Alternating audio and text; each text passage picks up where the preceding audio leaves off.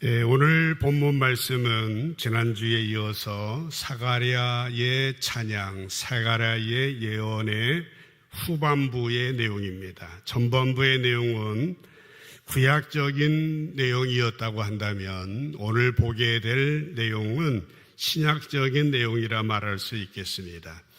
사가랴의 찬양의 전반부가 과거의 역사에 오셨던 하나님에 대하여서 노래하고 있다고 한다면은 오늘 보게 되는 본문은 앞으로 역사하실, 앞으로 일하게 될 하나님에 대해서 노래하고 있습니다.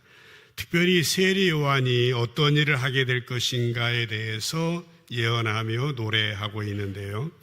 처음 76절 말씀에 보면은 그 아버지의 노래입니다. 이 아이여 합니다. 이 세례 요한을 말하는 거죠. 내가 지극히 높으신 이의 선지자라 일컬음을 받고 주님 앞에 앞서가서 주님이 오시는 길을 준비하게 될 거다라고 그렇게 세례 요한이 앞으로 어떠한 일을 하게 될 것인가에 대해서 노래하고 있습니다. 몇 번 보았습니다마는 가브리엘 천사가 세례 요한의 아버지 사가랴에게 나타나서 내 아내 엘리사벳이 내게 아들을 낳아줄 거다라고 말하면서 15절에 보시게 되면은 이는 그가 세례 요한이죠. 이는 그가 주님 앞에 큰 자가 될 거다라고 말한 바가 있습니다. 16절 말씀에 넘어가 보면은 이스라엘 자손을, 그러니까 큰 자가 된 이 세례 요한이 할 일입니다. 이스라엘 자손을 주님 곧 그들의 하나님께로 많이 돌아오게 하겠습니다라는 것이에요. 세례 요한이 할 일은 주님 안에서 큰 자로서 이스라엘 자손들을 그들의 하나님께로 많이 돌아오게 하는 그 일을 맡았다라고 하는 겁니다. 또한 26절에 보면은 엘리사벳이 임신한 지 6째 달 즈음에 천사 가브리엘이 이번에는 마리아에게 나타났습니다. 갈릴리 나사렛에 있는 그 마리아에게 나타나서 31절에 보면은 보라 내가 잉태하여 아들을 낳을 터인데 그 이름을 예수라 하라. 32절에 보면은 그가 예수님이 큰 자가 되고 지극히 높으신 이의 아들이라 일컬어질 거다 그렇게 말했습니다. 세례 요한은요, 누가는요 세례 요한과 예수님의 신분을 정확하게 비교하면서 세례 요한은 사람들 가운데서 예수님 앞에서 큰 자가 될 것이다 그러면서 예수님은 이 세상에, 온 세상에 큰 자가 되어질 것이고 지극히 높으신 이의 아들이라 일컬어질 거라라고 말했습니다. 그러니까 세례 요한에 대해서 상대적으로 큰 자라고 한다면은 예수님은 절대적으로 크신 분이시라는 사실을 선언하고 있는 것입니다. 그렇습니다. 예수님이 하실 일과 세례 요한이 해야 될 일을 대비해서 말해주고 있는데 76절을 다시 한번 보시게 되면은 세례 요한이 할 일이 뭐라고 했습니까? 주님 앞에 앞서가서 그 길을 준비하는 일입니다. 그러니까 예수님이 오시는 길을 예비하는 일이었죠. 77절에 보면은 또 주의 백성에게 그 죄 사함으로 말미암는 구원을 알게 하는 일이 바로 세례 요한이 해야 될 일이라 하는 사실입니다. 몇 번 말씀드렸습니다마는 세례 요한이 살던 이 시대는 정치적으로, 역사적으로, 신앙적으로 암울하고 척박한 시대였습니다. 온 나라가 로마 제국의 지배를 받고 있었고요. 그 작은 나라마저도 여러 조각으로 4분 5열 나뉘어져 있었습니다. 그리고 각각의 통치자들은 자기들의 이익만 챙겼고 백성들의 고통에 대해서는 아무런 관심이 없었습니다. 그래서 이스라엘 백성들은 한숨을 쉬면서 도탄에 빠져 있었습니다. 언제쯤이면은 이 로마가 물러갈까? 언제쯤이면은 우리가 로마 제국으로부터 해방될까 하는 생각뿐이었습니다. 그들의 소원, 그들의 마음, 그들의 목표는 로마에서 해방되는 것이었습니다. 그러나 이러한 상황 속에서 세례요한이 맡았던 사명은 무엇이었다고 그랬습니까? 77절에 보시게 되면은 로마에서 해방되어지는 것이 아니라 그 백성, 이스라엘 백성들이 그 제사함으로 말미암는 구원을 알게 하는 일이었다라고 하는 것입니다. 세례요한의 사명은 정치적인 해방이 아니었고 이스라엘 백성들이 제사함 받아서 하나님의 구원을 알게 하는 것이었다라고 하는 것이에요. 잘 기억하시길 바랍니다. 세례요한이 하는 일은 하나님의 구원을 전하는 일이었습니다. 하나님의 구원을 이방인들에게 전하는 것이 아니라 먼저 그의 백성들 이스라엘에게 전하는 것이었다라고 하는 것이에요. 여러분, 그러면 이스라엘은 어떤 백성들이었습니까? 그들이 하나님을 몰랐나요? 그들은 선민이라는 의식을 가지고도 있었습니다.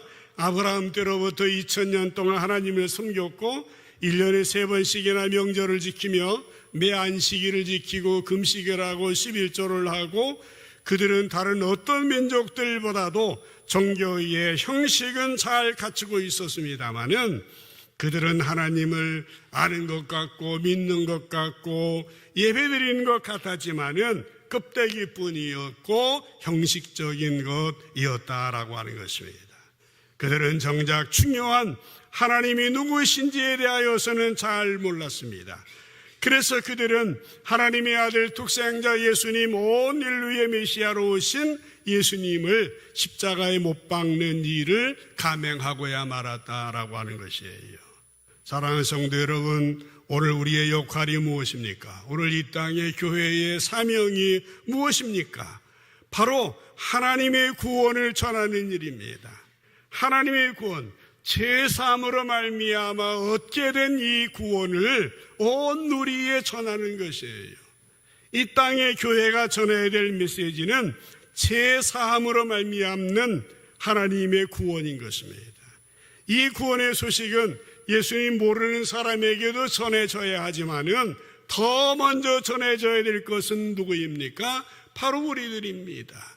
교회 안에서 예비하는 우리들의 심령 가운데에도 이 복음이 날마다 살아 움직여야 된다라고 하는 것입니다. 사랑하는 성도 여러분, 교회는 세상이 줄 수 없는 것을 주어야 됩니다. 교회는 단순히 도덕과 윤리를 전하는 곳이 아닙니다. 교회는 단순히 세상에서 성공하는 법, 행복하게 사는 법을 전하는 것이 아닙니다. 교회는 세상이 줄 수 없는 제3으로 말미암아 얻게 되어지는 하나님의 구원이 선포되는 곳이어야 한다라고 하는 겁니다. 이게 교회의 사명이고 이것이 우리들의 책임이다라고 하는 겁니다.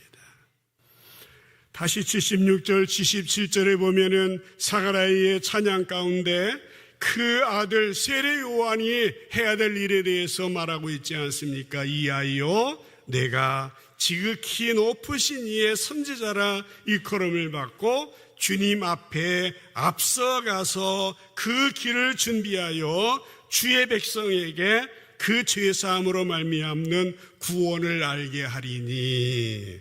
세례 요한의 사명이 오늘 저와 여러분 이 땅의 교회에 주신 사명인 줄로 믿습니다. 주의 백성에게 그 죄사함으로 말미암는 구원을 알게 하는 것, 이것이 바로 우리들의 사명이라고 하는 것입니다. 여러분, 죄가 뭐라고 했습니까? 많이 말씀드렸죠. 헬라어로 하마르티아라고 합니다. 하마르티아라고 하는 것은 관역, 표적에서 벗어나 있는 것이 하마르티아입니다. 하나님이 우리에게 원하는 관역이 있습니다. 하나님이 원하시는 표적이 있어요. 하나님이 원하시는 것은 뭘까요?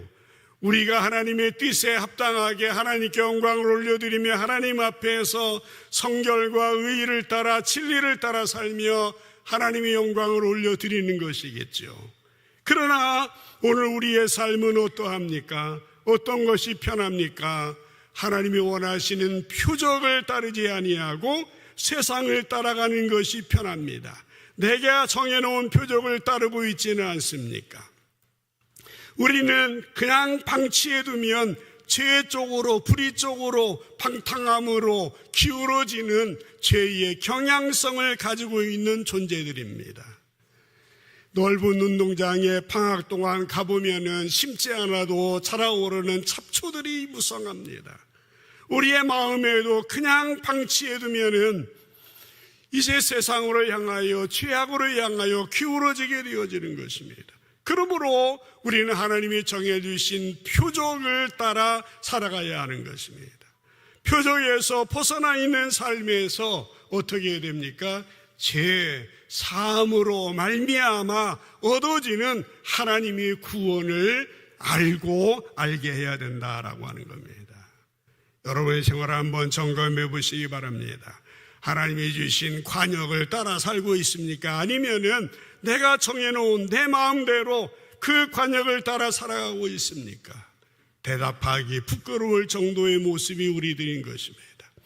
여러분, 하나님이 정해주신 표적과 내가 정해놓은 표적이 가장 잘 대립되어 나타나는 순간이 어느 순간입니까? 불순종하는 순간이 아닙니까? 불순종이라는 단어는 자체적으로 보면은 소극적인 개념같이 들리지만은 실상은 굉장히 적극적인 자세입니다. 불순종한다고 하는 것은 굉장히 적극적인 행동을 포함하고 있어요. 자녀들을 키우다 보면은 자녀들이 말을 안 듣습니다. 공부를 안 합니다. 책을 펴놓고 있어도 그 책 안에 엉뚱한 책을, 만화책을 펴놓고 만화를 보거나 이어폰으로 자기 좋아하는 것들을 하고 있다고 한다면은 이건 겉으로는 순종 같지만은 이 불순종이라고 말할 수 있지 않습니까? 어떤 취업 준비생이 군대 가는 친구 송별회에서 술을 많이 마시고 집으로 돌아왔습니다. 갑자기 부모님께 미안한 생각이 들더랍니다. 집에 도착해서 대강 정리하고 몽롱한 상태에서 두툼한 책을 들고 책상 위에 앉았더랍니다. 잠시 후에 어머니가 들어오셔서 뭐 하고 있냐? 예, 공부합니다. 그러자 어머니는 한숨을 내쉬면서 말씀했다고 합니다. 이 녀석아, 술 먹었으면 빨리 자라. 왜 전화번호부 거꾸로 들고 있느냐? 여러분, 이것이 우리들의 모습일 때가 많습니다. 우리가 순종한다고 하지만은 형식적인 경우들이 많이 있어요.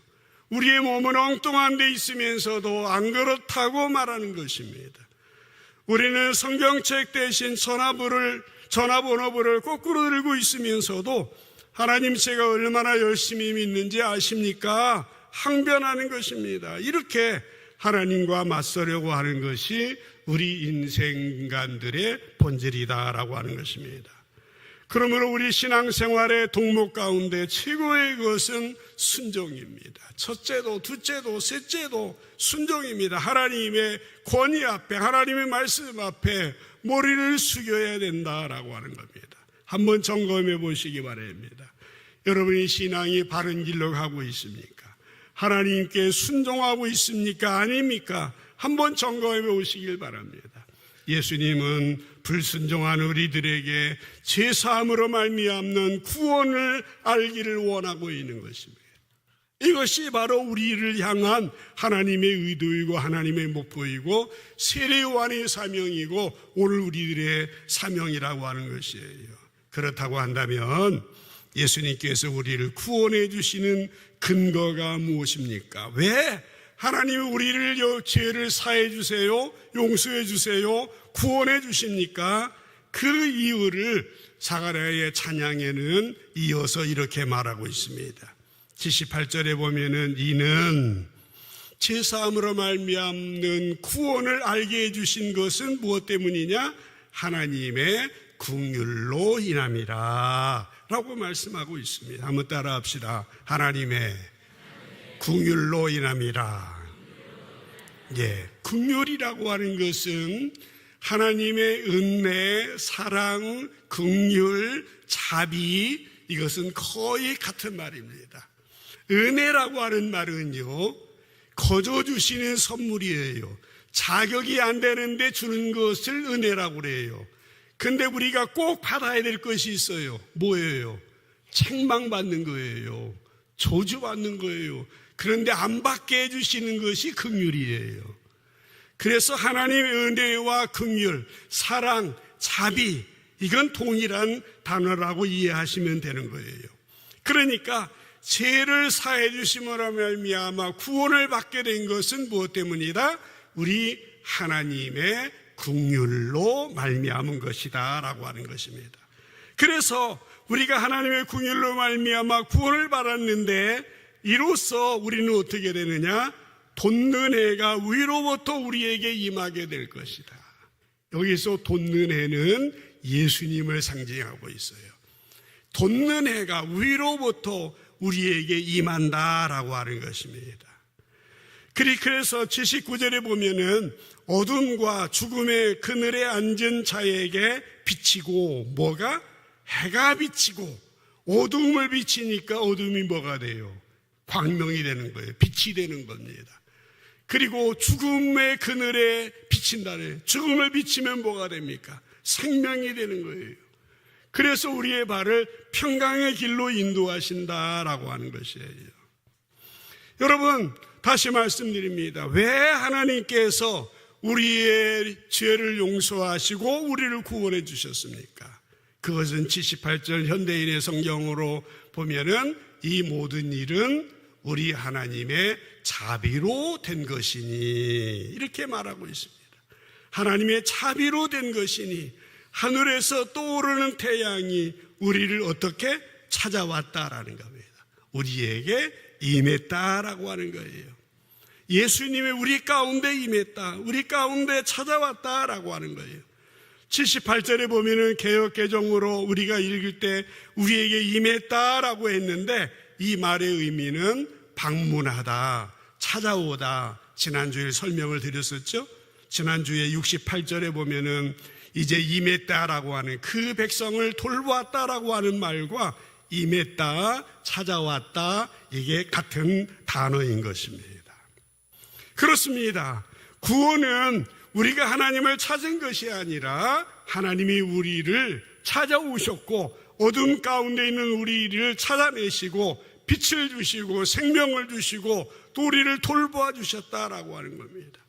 그러므로 우리가 구원을 얻게 된 것은 우리에게 무슨 자격이 있고 조건이 있어서가 아닙니다. 전적인 은혜입니다. 무조건적으로 받아주신 겁니다. 긍휼히 여겨주심으로 말미암아, 자비롭게 여겨주심으로 말미암아 우리가 구원에 이르러 하나님의 자녀가 되고 천국 백성이 되어진 것이에요. 그러므로 78절에서 말씀하고 있는 것처럼 우리가 하나님의 긍휼로 말미암아 구원을 얻게 되었다고 하는 사실을 인정하게 되어지면은 우리는 더 이상 우리의 구원에 대하여서 자랑할 수 없게 됩니다. 왜 그래요? 우리의 구원은 우리의 실력으로 노력으로 얻어진 것이 아니기 때문에 그렇습니다. 그러므로 우리의 구원에 대하여서 자랑하거나 교만하지 말아야 됩니다. 온전히 감사하고 주님의 긍휼과 자비로 구원해 주신 것에 감사하며 이 구원의 복음을 누릴 뿐만 아니라 구원의 복음을 전하면서 살아가는 복된 여러분의 인생이 되시기를 주님의 이름으로 간절히 축복합니다. 여러분, 자랑이라고 하는 것은요, 조심해야 됩니다. 요즘에 자랑하면은 뭐 얼마 내고 하라 뭐 그런 얘기들 많이 하지 않습니까? 이 자랑이라는 것은요, 대부분이 비교하는 데서 나오게 되어집니다. 누가복음 18장에 보면은 바리새인과 세리가 성전에 올라가서 기도하는 장면이 나옵니다. 11절에 보니까요, 바리새인이 어떻게 기도합니까? 서서 기도해요. 따로 기도합니다. 기도 내용을 보세요. 하나님, 나는 다른 사람들 곧 토색 불이 가늠하는 자들과 같지 않습니다. 그리고 옆에서 기도하는 이 세리하고도 같지 아니한 것을 감사합니다. 12절에 나는 일에 2번씩 금식하고 또 소득의 11조를 드립니다. 자기 자랑하는 거예요. 비교하는 겁니다. 이것이 인간의 본성이에요. 우리들은 항상 우리 속에 뭔가 다른 사람보다 더 남다른 것이 있는 것처럼, 훨씬 더 나은 것이 있는 것처럼 착각하고 있습니다. 우리들은 우리 속에 뭔가 다른 특별한 것이 있어서 하나님이 나를 선택해 주시고 구원해 주시고 하나님 자녀 삼아 주신 것으로 생각하고 있습니다. 그러나 아닙니다. 아무리 찾아봐도 없습니다. 혹시 근거가 있다고 한다면은 우리가 다른 사람보다도 더 악하기 때문에 하나님이 더 빨리 우리에게 구원의 손길을 펼치셔서 이렇게 구원해 주신 거예요. 사도 바울이 너무 잘 알았던 것 같아요. 그래서 에베소 2장 8절 9절 유명한 구절에 보면은 너희가 그 은혜에 의하여 믿음으로 말미암아 구원을 얻는다니 이것은 너희에게서 난 게 아니고 하나님이 거저주시는 선물이다. 행위에서 난 것이 아니니 누구든지 자랑하지 못하게 하려고 하나님의 선물이라고 말씀하고 있는 것입니다. 그렇습니다. 우리가 구원받아 하나님의 자녀로 이렇게 예배자로 주님 앞에 서게 된 것 전적인 하나님의 은혜요, 무조건적인 하나님의 자비와 긍휼이심을 믿고 감사하며 주께 영광 올려드리는 여러분의 생애가 되기를 주님의 이름으로 축복합니다. 우리가 78절, 79절을 다시 한번 한 목소리로 읽어보도록 하십시다. 읽겠습니다. 시작. 이는 우리의 하나님의 긍휼로 인함이라. 이로써 돋는 해가 위로부터 우리에게 임하여 어둠과 죽음의 그늘에 앉은 자에게 비치고 우리 발을 평강의 길로 인도하시리로다 하니라. 아멘. 여러분, 하나님께서 예수님을 통하여 우리의 죄를 사해 주시고 구원해 주신 결과가 뭡니까? 어두움과 죽음의 그늘에 앉은 자에게 비춰주시고 우리의 발을 평강의 길로 인도해 주셨다라고 하는 것입니다. 우리의 구원은 빛과 생명이요 평강의 길이라고 하는 것입니다. 우리는 빛된 삶을 살게 되고 생명의 삶을 살게 되고 평강의 삶을 누리게 되었다라고 하는 겁니다. 평강이라고 하는 것은 뭡니까? 샬롬이 뭐예요? 단순히 전쟁이 없고 싸움이 없는 게 평강이 아닙니다. 평강이라고 하는 것은요, 하나님과의 바른 관계에 있는 것입니다. 하나님과 동행하는 관계를 의미하는 것입니다. 그것이 바로 우리의 구원을 통해서 얻어지는 것입니다. 빛된 삶, 생명의 삶, 평강의 삶, 이것이 구원받은 하나님의 백성으로서의 삶이라고 하는 사실인 것입니다. 부디 예수님 안에서 우리가 믿음 생활을 하고 있는데 참 자유와 기쁨을 누리며 평강을 누리며 정말 하나님의 나라를 이 땅에서 경험함으로 말미암아 정말 주님께 영광 올려드리고 많은 사람들에게 선한 영향력을 끼치며 예수님의 향기를 드러내는 여러분 되시기를 주님의 이름으로 간절히 축복합니다. 사가랴의 찬양은 79절로 마무리되고 있습니다마는 누가복음 1장은 80절 한 절이 더 있습니다. 80절이 뭡니까? 아이가 자라며 심령이 강해지며 이스라엘에게 나타나는 날까지 빈들에 있으니라 라고 말하고 있습니다. 세례요한의 삶에 대해서 말씀하고 있습니다. 이 한 절이요, 세례요한의 30년 동안의 생애의 요약입니다. 그런데 이 말씀은 여러 가지 의미에서 참 중요한 말씀입니다. 가장 중요한 것은 뭡니까? 세례 요한은 그가 맡은 사명을 잘 감당할 수 있도록 그 사명에 걸맞는 삶, 걸맞게 자라났다라고 하는 것입니다. 여러분, 만약 그가요, 예수님이 오시는 길을 예비하는 삶을 살아야 할 사명을 가지고 있었음에도 불구하고 하나님의 사람으로 준비되지 못하고 하나님의 사람으로 신실하게 자라지 못했다면 하나님 일에 쓰임받을 수 없었을 겁니다. 그러므로 중요한 것은요, 하나님의 일에 쓰임받기 위해서 우리에게 충분한 준비가 필요하다라고 하는 것입니다. 그 준비는 두 가지 면이 있어요. 외적인 면이 있고 내적인 면이 있다라고 하는 것입니다. 여기 성경에 보면은 나이가 자라며 라고 말하고 있어요. 그건 육체적인 면이라고 볼 수 있어요. 그리고 영적인 면, 내적인 면은 심령이 강해지며 라고 말할 수 있습니다.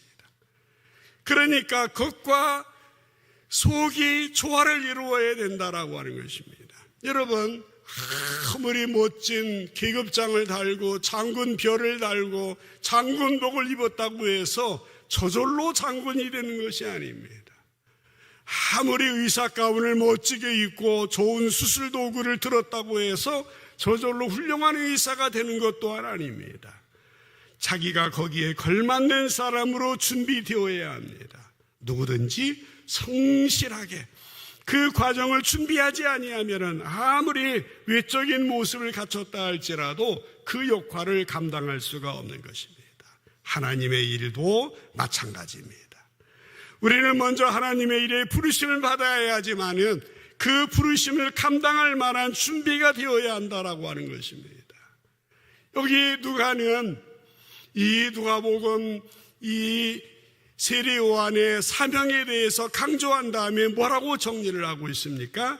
그는 아버지 사가랴의 찬송과 예언대로 이 사명을 잘 감당하게 되었는데 어떻게 되었느냐? 아이가 자라며 심령이 강해졌다라고 말하고 있습니다. 여러분, 우리가 신앙생활하면서 주님의 일에 쓰임받기 위해서는 우리가 심령이 육체적으로도 건강하셔야 됩니다. 육체적으로 병이 들고 문제가 있어서 주님의 일을 토하고 싶고 예배에, 찬양에, 섬김에, 봉사에, 선교에 감당하고 싶어도 하지 못하는 일들이 얼마나 많이 있습니까? 우리가 육체적으로 건강해야 됩니다. 저도 요즘에 그 육체적인 건강의 문제를 가지고 나이가 좀 들어가다 보니까 고장나는 부분이 생겨요. 아내가 몇 번씩 운동하라고 해도 들은 척 하지 않다가 요즘에 순종하고 있습니다. 필라테스를 조금 하다가 그걸로 안 되겠다 싶어서 근력 운동을 해야 된다고 그럽니다. 그래서 PT를 트레이너한테 받고 있는데 얼마나 전신이 그냥 삭신이 아픈지 모르겠습니다. 그래도 기분이 좋습니다. 몸이 움직이고 있구나. 잠자지 아니하고 움직이고 있구나. 아직 몇 번밖에 하지 않았지만은 근력 운동이 중요하다고 그럽니다. 걷는 것도 중요하지만은 이제 근력 운동이 중요하다고 그럽니다. 우리의 겉사람이 얼마나 중요합니까? 육체적으로 잘 준비하시고 열심히 움직이고 운동하셔서 근력을 키우셔서 주님의 일에 장애받지 아니하고 아이가 자란 것처럼 주의 사명을 감당하는 여러분 되기를 주님의 이름으로 축복합니다. 그런데 더 중요한 것이 있습니다. 우리의 내면이에요. 우리의 속사람이 건강해야 됩니다. 우리의 심령이 강해져야 한다라고 하는 것. 요즘에 많은 학생들, 젊은이들이요, 성적 때문에, 시험 때문에 극단적인 선택을 하는 경우들을 봅니다. 왜 이런 일이 일어납니까? 어떤 사람들은 대한민국의 교육제도가 문제가 있고 취업제도에 문제가 있다고 말하지만요, 더 분명한 것은 내면의 문제라고 보아야 합니다. 물론 혼자 감당하지 못하는 이 경우에는 우리가 도와줘야 됩니다. 잘 케어해 줘야 됩니다. 그러나 우리가 외모 지상주의에 빠지고 세속적인 인본주의에 빠지며 소비주의, 쾌락주의에 빠져 있다고 한다면 속히 우리의 생각을 교정해야 됩니다.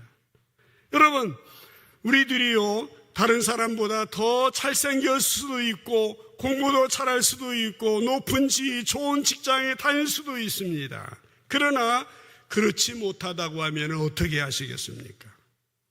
우리가요, 최선을 다했음에도 불구하고 목표한 곳에 이르지 못할 수가 있는 것입니다.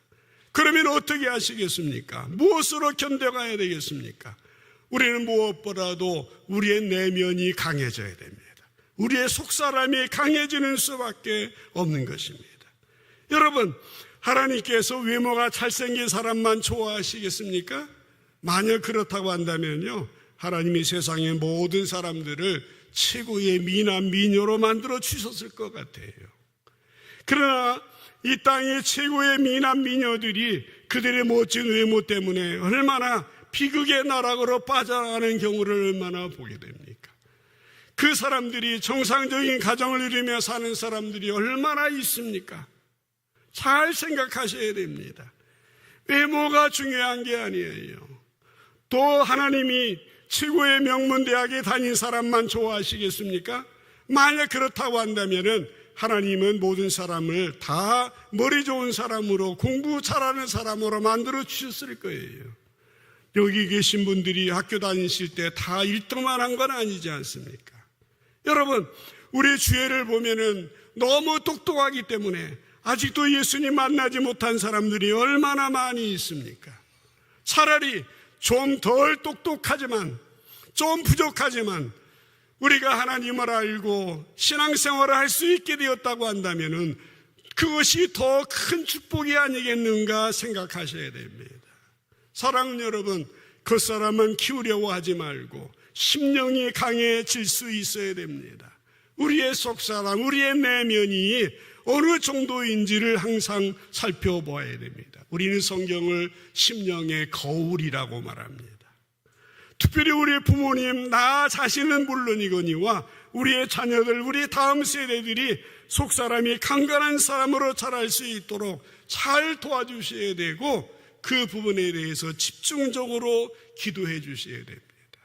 그런데 부모님들까지 더 부추기면서 자녀들의 외모 지상주의, 성적 지상주의, 이 세속적인 인본주의에 부모들이 부안해동하고 있다고 한다면은 문제가 해결되어질 수 없지 않냐라고 하는 것입니다. 여러분, 우리 자녀들이 세상에 나가서 최고가 될 수도 있고요, 그렇지 못할 수도 있습니다. 그러나 속사람이 강건해지게 되면 정말 하나님이 원하시고 하나님이 기뻐하시는 삶을 살 수 있는 것입니다. 속사람이 잘 준비가 되어지고 내면이 단단하게 준비가 되어지면은 하나님께서 각 사람에게 주신 부르심의 삶을 행복하게 살아갈 수가 있는 겁니다. 잘 준비해야 됩니다. 말씀과 기도로 든든히 세워져야 됩니다. 찬양과 경배로 힘을 얻어야 됩니다. 성령의 인도하심 가운데서 공동체와 함께함으로 말미암아 우리의 심령이 강해져야 됩니다. 하나님의 말씀 앞에, 하나님의 면전 앞에서 나의 속사람이 강건한지 아닌지를 늘 점검하셔야 됩니다. 기본에 충실해야 됩니다. 주일 예배를 지키고 하나님의 말씀을 보고 기도하고, 그러나 단순히 저는 이 말 하는 것이 아닙니다. 그 가운데 성경적인 가치관에 대해서 알아야 됩니다. 기독교적인 세계관에 대하여서 정립해야 됩니다. 믿음의 안경을 쓰고 사람을 보고 세상을 보고 이 문제를 보고 선택하고 판단할 수 있는 그 가치관이 정립되어져야 됩니다. 우리가 수련회 때 믿음의 안경을 쓰자, 하나님과 이웃과 세상을 바라보자 라고 말씀드렸지 않습니까? 수련회 다녀온 지 한 달여 지났는데 잊어버리실까 봐 다음 주일에 교사원 신예배가 있는데 주일 오후 시간에 그 강사님을 또 한 번 초청했습니다. 기독교 세계관에 대해서 다시 한번 우리가 무장하고 우리들의 성경적인 세계관으로, 기독교적인 가치관으로 정립되어질 때에 하나님께서 우리에게 부여해 주신 그 사명을 잘 감당하고 행복한 인생, 진정 성공하는 인생을 살아갈 수 있게 된다라고 하는 것이에요. 말씀 마무리하고 싶습니다. 지금까지 하나님께서 우리에게 베풀어 주신 은혜와 그 사랑, 자비와 긍휼이 얼마나 많이 있습니까? 이제는 그 긍휼을 기억하며 우리의 속사람을 강건하게 하는 것, 이것은 우리의 책임이요 우리의 몫인 것입니다. 우리의 속사람을 강건하게 하는 것이 예수님께서 이 땅에 오시는 것을 잘 준비하는 길이에요. 세리요한이 그 길을 잘 준비했지 않았습니까? 아이가 자라고 심령이 강해져서 그 일을 감당했다고 한다면 오늘 우리도 그러해야 됩니다. 육체적으로도 건강하시고 속사람이 건강하셔서 정말 예수님의 구원을 누리며 예수님의 복음을 온 누리에 전파하는 우리들이 되어야 하겠습니다. 이번 한 주간 명절 연휴를 맞이하게 됩니다. 우리는 그리스도인으로 믿는 가족들, 친척도 있겠습니다만은 안 믿는 분도 있을 겁니다. 더 이상 우리 기독교인들이 쫀쫀하게 판단하고 비교하고 평가하고 옳으니 그르니 하지 마시길 바랍니다. 넓은 마음으로 관대하게 품어주고 기다려주고 사랑해주고 이해해주면서 우리의 속사람이 강건할 때에 결국 그들을 하나님 앞으로 인도해낼 수 있다라고 하는 사실인 것입니다. 하나님의 지혜로 하나님이 주시는 그 온유하고 겸손한 마음을 가지고 명절 연휴에 하나님 만나는 모든 사람에게 예수의 향기 드러내며 예수님의 편지로 사명 감당하는 이 한 주간 여러분의 일생 되어지시기를 주님의 이름으로 간절히 축복합니다. 기도하십시다.